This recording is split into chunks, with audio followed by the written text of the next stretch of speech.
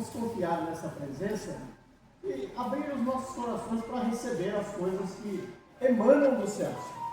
Mas para isso a gente tem que ficar receptivo a tudo que vamos receber nesta noite. Antes de apresentar o nosso amigo ali, vamos fazer a nossa prece para início ao nosso trabalho. Então vamos fechar os nossos olhos e vamos trazer para junto de nós aqueles momentos de alegria, de felicidade. E nesta energia, nos elevarmos ao Pai, a Jesus, em agradecimento por mais um dia de vida, mais um dia de oportunidades, e que possamos nesta noite estarmos aí com os corações abertos a tudo que vai derramar dos céus. Pai de infinita bondade, perdoe-nos muitas vezes a nossa pressa, a nossa falta de coragem, mas abençoe o nosso desejo de mudar, a nossa confiança e a nossa certeza em Ti. Desde já agradecendo, na certeza de que o Senhor estará conosco, não só hoje, mas todo sempre. Que assim seja. Graças a Deus.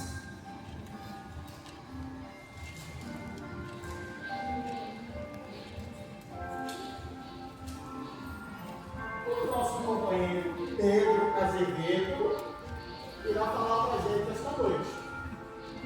A casa é sua.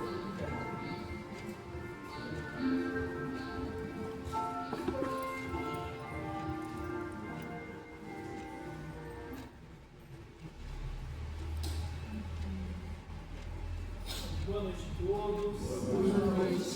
Bem-vindos. O nosso colega falou, sou o Pedro Azevedo. Agradeço vocês estarem aqui hoje, sexta-feira à noite, né? A gente passando ali pela Grande Carrara, viu o movimento, a galera, a maioria já fazendo o sextou, né? Como o sextou, as pessoas vão acumulando pressão a semana inteira e justo na sexta-feira elas usam para descarregar, como se o dia fosse acabar no sábado, tivesse que aproveitar a vida inteira na sexta. E parece que tudo fica mais sobrecarregado, né? Que a gente fica pesado, tenso. E estamos nós aqui no centro, né, fazendo preces, levando nosso pensamento, então já é um sinal de que a gente está tentando mudar um pouquinho, né? Bom, gente, a palestra de hoje, ela vem aí uma caminhada de um projeto muito bacana que está rolando, da juventude do Espiritismo aqui da região metropolitana, região oeste, que é aqui a Semana Espírita da Juventude da região oeste, CEGESP, né, esse nome gigantesco, mas CEGESP.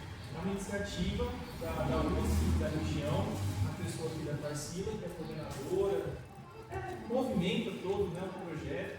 Então ela fez o convite para a gente, organizou tudo, e está rolando, né, essa semana toda, acho que também no começo da próxima semana, não é isso? Não, Até domingo. Até domingo, esse mutirão de palestras voltados aí para a juventude, para relações familiares, né? Projeto muito bacana, mostrando também o trabalho que o Espiritismo não envelheceu completamente. Tem uma garotada aí trabalhando. E hoje nós estamos aqui, está aqui minha carinha, hoje é 28/11, e a gente vai falar então sobre honrar pai e mãe. Esse aqui é um tema do Evangelho segundo o Espiritismo, lá no capítulo 14, honrar pai e mãe, preceito evangélico na sua essência. Eu queria trazer algumas reflexões, né, sobre esse tema para a gente aprofundar um pouquinho. Uma primeira coisa, né, sobre a criação de filhos. E eu coloco um subtítulo assim: um velho problema atual. Né? Um velho problema atual. Porque quando se trata de criação de filhos, todo mundo tem um pitaco, todo mundo tem uma opinião para dar. Né? Ninguém é especialista, mas nessa hora todo mundo é especialista. Porque todos nós somos filhos e somos pais, ou tios, ou avós, ou avós. Então a gente sempre tem uma noção de como criar filhos. Eu queria que vocês analisassem essa frase. As crianças de hoje em dia amam o luxo, têm maus modos, desprezam a autoridade, mostram desrespeito pelos mais velhos e adoram conversar em vez de trabalhar. Vocês acham que essa frase reflete os jovens de hoje em dia? Sim? Tem tudo a ver. todo sentido. E se eu dissesse que essa frase, ela tem pelo menos 2.300 anos? Não se sabe quem falou ela, mas há indícios que tenha sido Sócrates, Platão, os gregos, né? Uma sabedoria grega antiga, de que os jovens são preguiçosos, não gostam de trabalhar, não respeitam os mais velhos, né? Então, desde muito tempo, aqui no Ocidente, que tem essa concepção de que os mais jovens são atrapalhados, não fazem as coisas direito. Então, não é uma novidade, né? Também não é um prêmio da nossa geração. Por mais que a gente precise estar atento aos jovens, essa geração alfa, né? São nascidos de 2010 para frente, são chamados de nativos digitais, que já nasceram com as telas ali, né? Com celular, com internet, e hoje a gente está vendo os impactos que isso tem na mente dos jovens, né? De ficar tanto tempo expostos a vídeos, conteúdos dos mais diversos, né? Mas esse não é um privilégio só dessa geração, é que a gente, nós que estamos vivendo agora, a gente fica impactado. Nossa, ninguém presta, onde que o Brasil vai parar com esses jovens desse jeito, né, que não quer saber de nada? Mas isso daqui não é novo, né? E o mundo continua rodando da mesma maneira, né?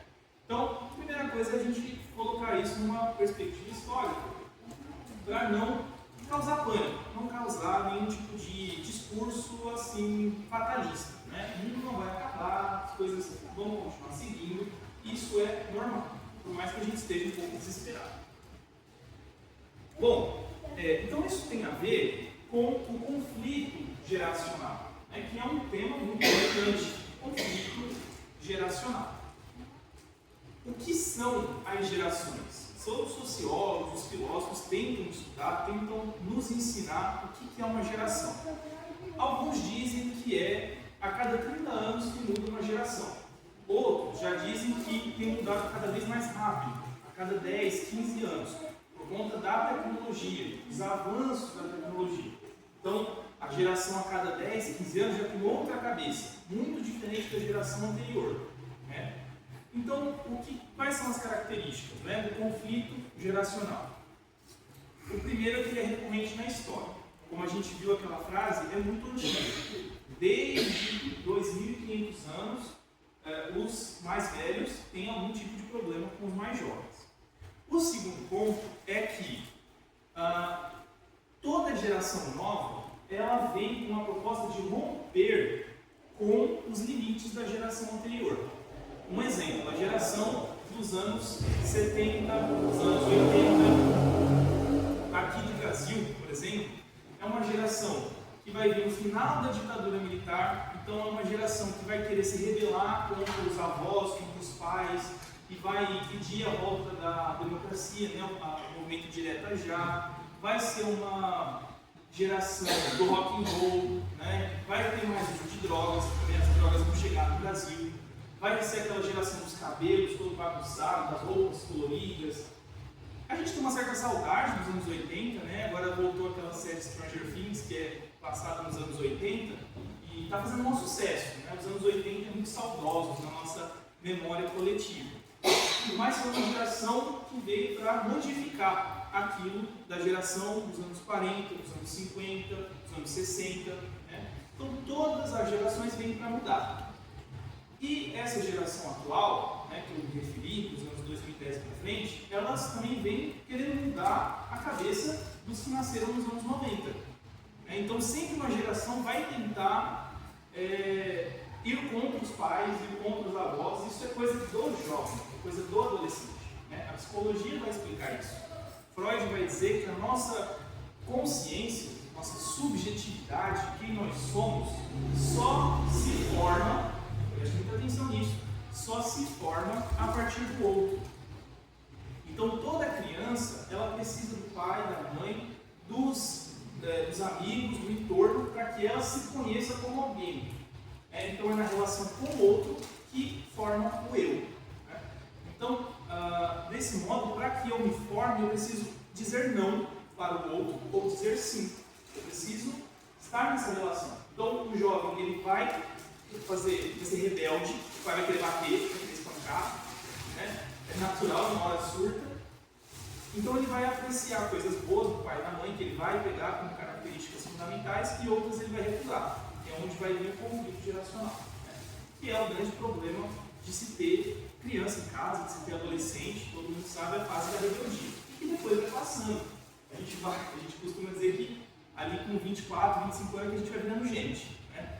E aos 30 realmente que está com a cabeça mais formada, vai tomando decisões mais seguras, mais conscientes, também vai se preocupando mais, porque parece que o adolescente não se preocupa, né? Sai, faz o que quiser, não se preocupa com as consequências. É a vaidade que vai amadurecer.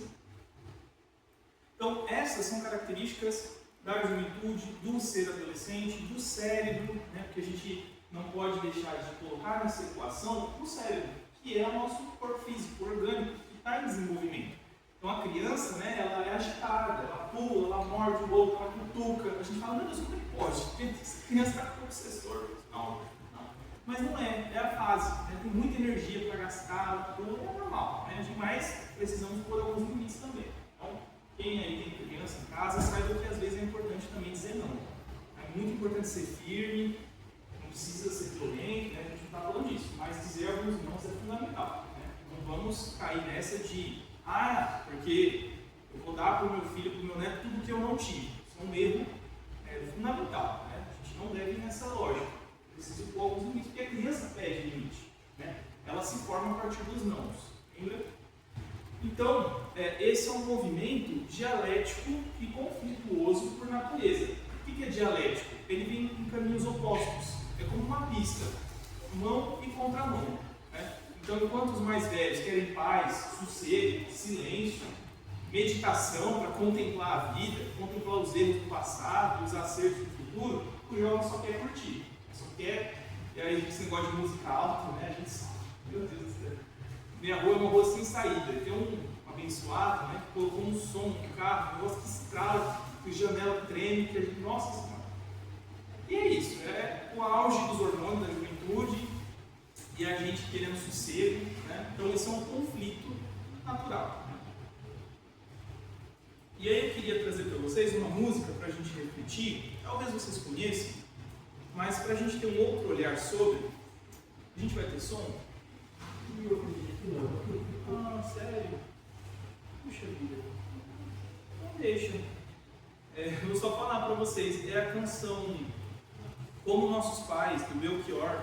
Também tem uma interpretação linda da Elis Regina, onde ela, vocês leem, e ela fala de um suposto jovem dos anos 80, né, que está ali no final da ditadura militar do Brasil, que está lutando para ser uma pessoa, para ser um adulto, mas percebe que tudo que ele fez para ser diferente dos pais. Aí tem o refrão da música: apesar disso, daquilo, ainda somos os mesmos e vivemos como os nossos pais. Essa música que eu ia trazer. Então, na verdade, né, todo esforço que a gente faz para tentar ser radical, para tentar ser o diferentão, quando a gente é jovem, pensa que vai mudar o mundo, a gente acaba sendo como nossos pais. A gente acaba entendendo algumas decisões que nossos pais tomaram, né, que quando a gente era criança não entendia, a gente chorava, a gente fazia birra, e a gente acaba entendendo, não, era a necessidade, era o contexto, né, e a gente vai se transformando, ficando igual os nossos pais.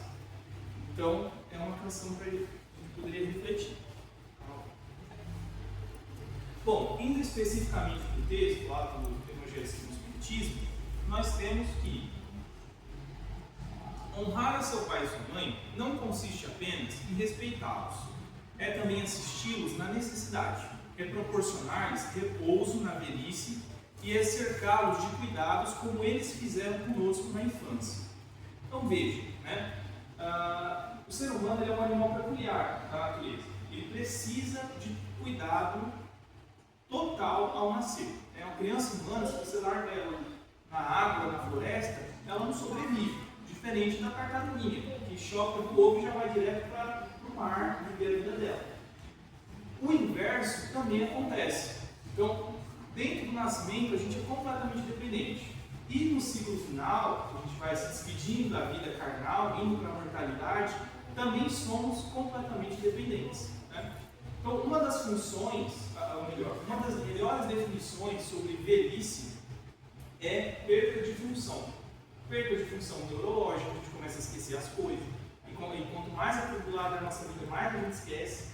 Você vai de carro para um lugar, você esquece que foi de carro. Você fala assim, ó, a garrafinha está em cima. Você fala, que garrafinha? Não estou vendo. A garrafinha na sua frente. A gente vai perdendo função. Perde função do corpo, né? O coração começa a dar problema. A gente vai ter que tomar um remédio. A diabetes, os rins, né? Tudo vai começando a dar problema. E uma hora dá um problema geral e a gente embarca. Né? Quem sabe com um andar de 5 ou com um andar. Mas a gente embarca. Então, o Kardec faz essa análise.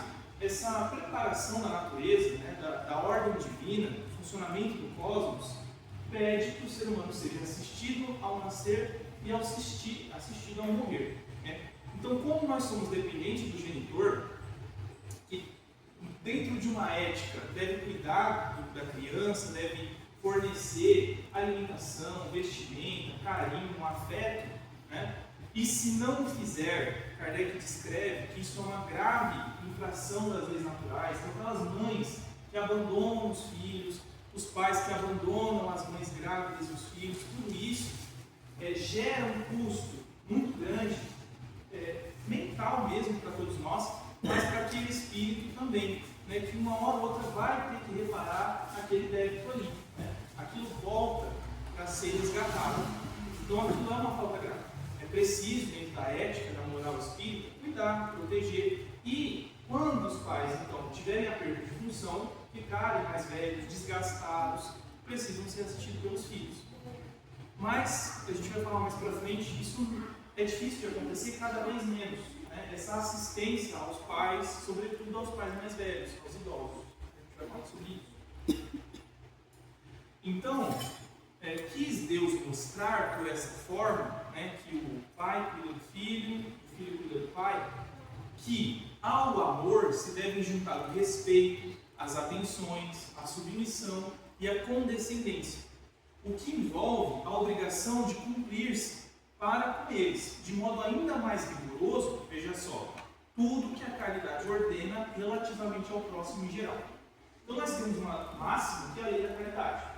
Jesus falou, aqui resume todas as leis dos profetas, amarás o teu próximo como a ti mesmo, amarás a Deus sobre todas as coisas, o próximo como a ti mesmo. E, mais rigorosamente ainda, é fornecer aos pais todo o respeito, toda a condescendência, toda a ajuda, todo o amparo, justamente por essa relação recíproca, né, de que os pais cuidaram e que agora é o momento de serem cuidados. Então, há um rigor maior, um olhar divino, um olhar da natureza, para o andamento da sociedade. E aí a gente percebe as consequências de quando isso não é cumprido. De quando os filhos maltratam os pais, quando os ignoram. Né?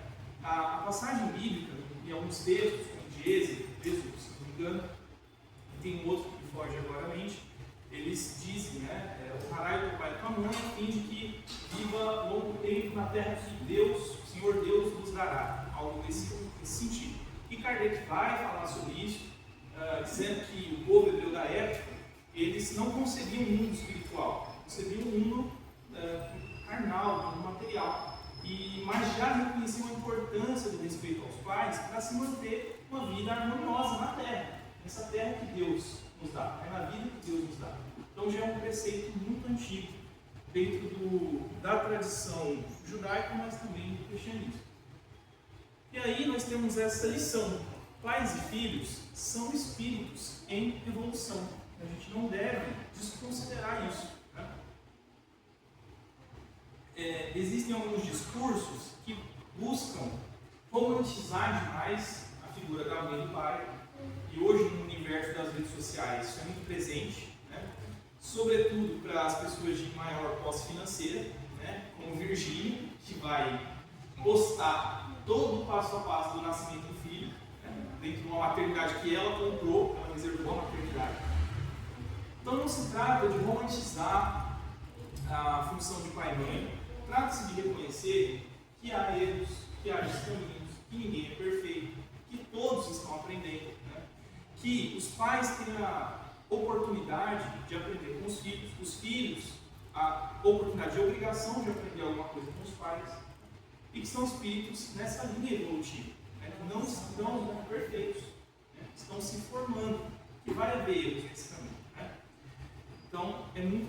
levar isso em consideração. Agora eu trago uma outra discussão sobre isso, que é a modernidade líquida. Esse é um termo recente até, né, dentro da sociologia, da filosofia, onde o filósofo Bauman, Zygmunt Bauman, ele vai pensar o nosso tempo como líquido, como se desfizesse. Né? O líquido ele tem a característica de ser moldado. Se eu jogo a água nesse espaço, que é um retângulo, a água toma a forma de retângulo. Se eu jogo ela numa bacia redonda, ela toma a forma redonda. A água se transforma, ela é fluida, né? Se não estou enganado. Então ele opõe modernidade líquida à modernidade sólida, dos anos 40, dos anos antes da Segunda Guerra Mundial, antes das industrializações.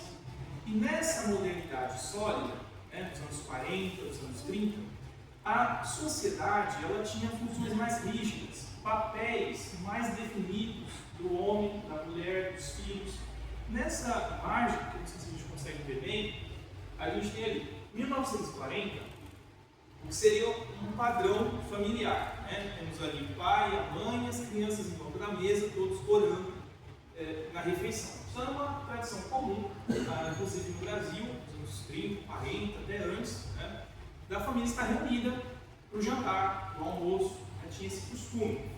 E aí, corta, né, para 2025, todo mundo no celular. Né? Ninguém se fala mais, ninguém se olha, pouco se conversa, né? Tem pouca troca, pouca coletividade. Então, essa charge, né, essa tirinha, ela mostra para a gente um pouco dessa conversão, né, de um tempo que as coisas eram mais rígidas. Olha, o papel do pai e da mãe é esse, o papel dos filhos é esse, cada um desempenha a sua função.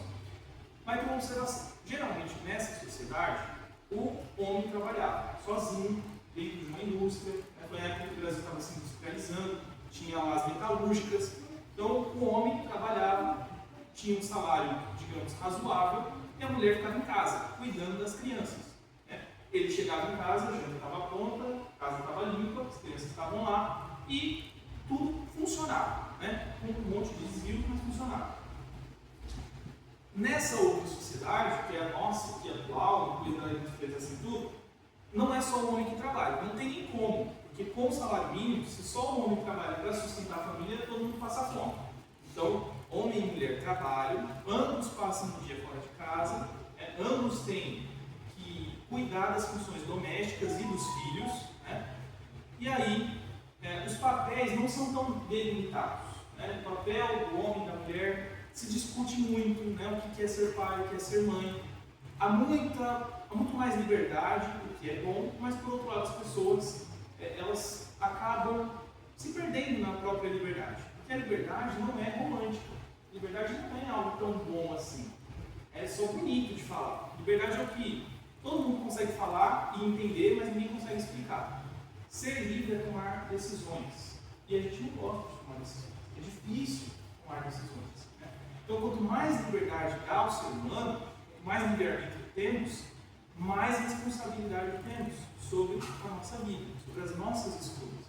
E a gente vive uma época de mais liberdade, fruto dos movimentos sociais, das lutas, dos direitos da mulher, numa época que as mulheres eram muito agredidas pelos maridos, muito violentadas e até coisas piores. Então, vários movimentos trouxeram as liberdades, os direitos, mas trouxe também mais responsabilidades.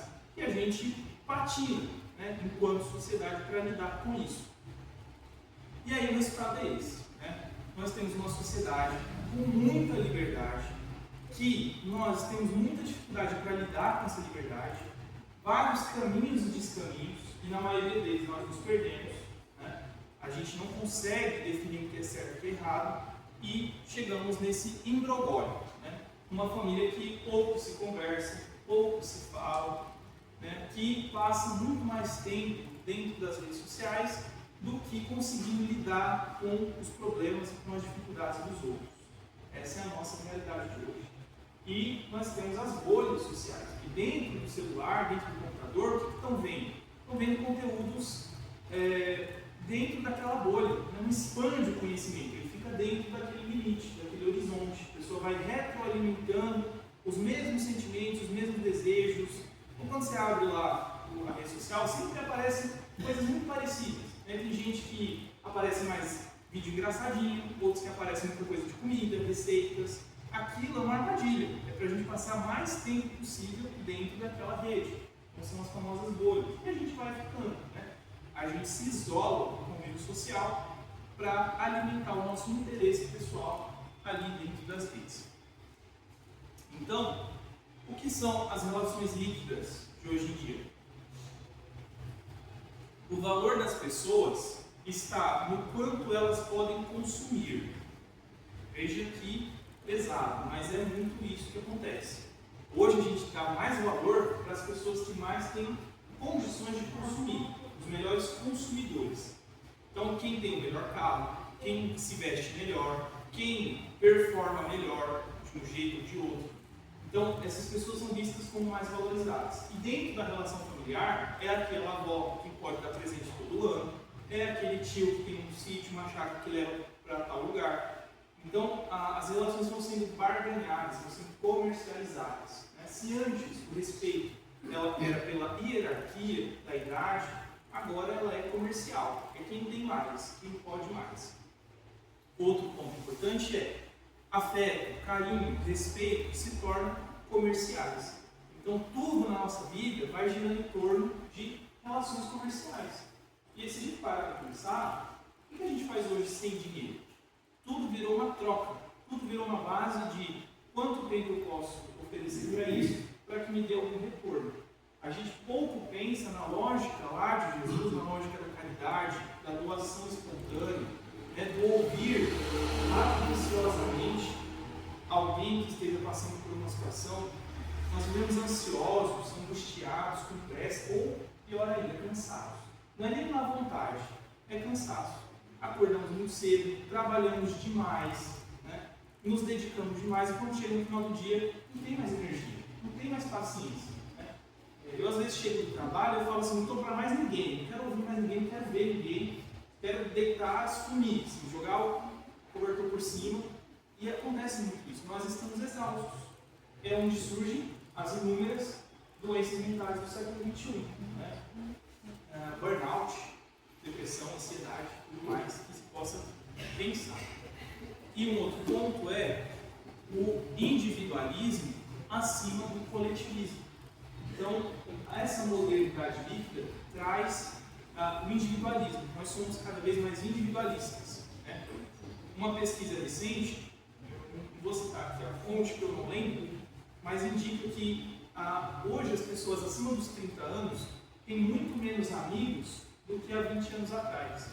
Então, hoje, nós temos poucos amigos, a gente frequenta muito pouco a casa dos outros, e quando frequenta é para ser rápido.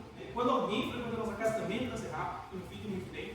A gente já bota a vassoura atrás da porta, alguma coisa. Se não avisou, então, não vem. Né?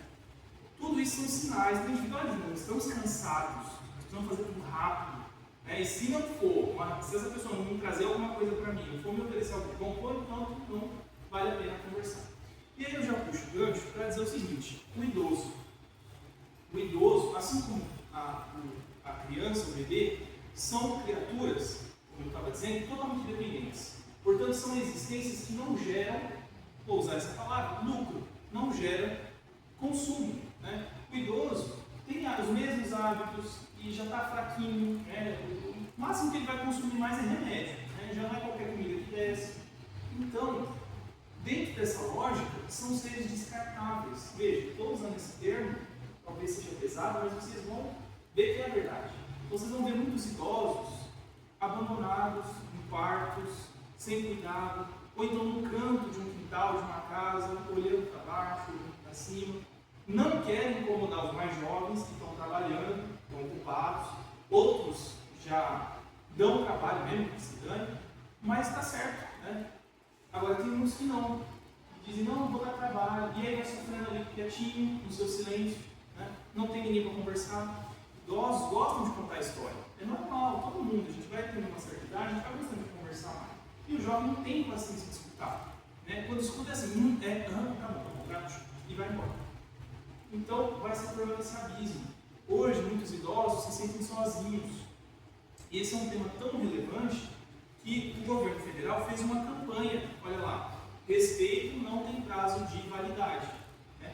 E aí tem uma data também, né, que é o junho violeta, que agora todos os meses tem uma cor e tem um propósito. Então, junho violeta é para lembrar dos idosos, não sabia? Agora está sabendo. Junho violeta é para lembrar que respeito não tem prazo de validade. E tanto a prova nacional docente que teve esse ano e o Enem, o exame do ensino médio, a dissertação, a prova, a redação era sobre o tema idosos no Brasil, os caminhos dos idosos no Brasil.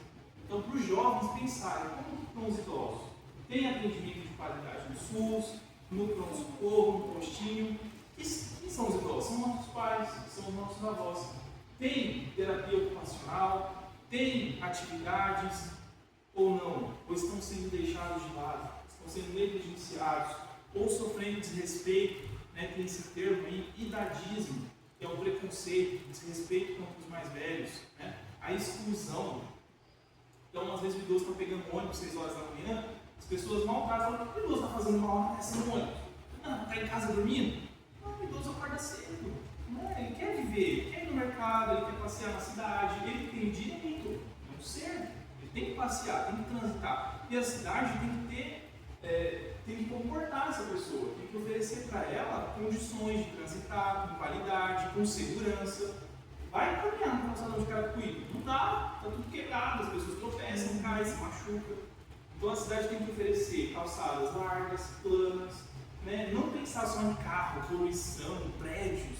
A cidade tem que pensar no cidadão, nas pessoas e principalmente nos mais velhos. Como que essas pessoas vivem, como que elas transitam e se relacionam. Né? Então, deixo também essa reflexão para a gente pensar como estão os nossos mais velhos, nossos pais, nossos anciãos, né, que em várias sociedades da história eram tão valorizados, mas hoje parece que esse valor está se perdendo. Né? E deu nosso tempo, foi muito legal essa conversa passou rápido. Pelo menos da minha perspectiva, não sei se para vocês ficarem me escutando aqui, foi desafiador, mas agradeço demais a todos. Agora passo por eles.